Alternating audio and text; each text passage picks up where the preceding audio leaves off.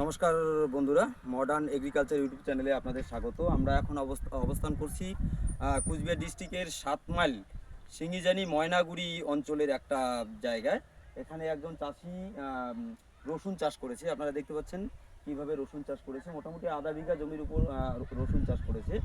রসুন চাষ করার জন্য প্রথমে কি করতে হয়, রসুন চাষের জন্য প্রথমে সেই বীজটাকে নিয়ে আসতে হয়, রসুনটাকে নিয়ে আসতে হয়, এনে রসুনটাকে লাগিয়ে দেওয়ার আগে জমি তৈরি করার ব্যাপার থাকে, সার দেওয়ার ব্যাপার থাকে। সেগুলো করার পর রসুনগুলোকে লাগিয়ে দিতে হয়।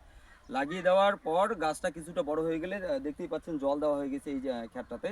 আর রসুনের চারাগুলো কত বড় হয়ে গেছে, কিন্তু একটাই সমস্যা, এই রসুনটা অনেকটা ঘন গাড়া হয়ে গেছে। ঘন গাড়ার কারণে দেখতে পাচ্ছেন চারাগুলোর কোয়ালিটি একটু অন্যরকম হয়ে গেছে। কিন্তু রসুন চাষ প্রচুর লাভজনক চাষ। বন্ধুরা, আপনারা কিন্তু রসুন চাষ করতে পারেন এইভাবে। রসুন চাষ সম্পর্কে আরও যদি বিভিন্ন তথ্য আপনাদের জানার থাকে, বন্ধুরা আমার সাথে যোগাযোগ করবেন।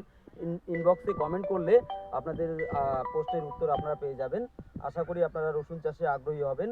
নতুন নতুন চাষ সম্বন্ধে আগ্রহ থাকলে আপনারা আমার এই চ্যানেলটাকে ফলো করতে পারেন। নমস্কার বন্ধুরা।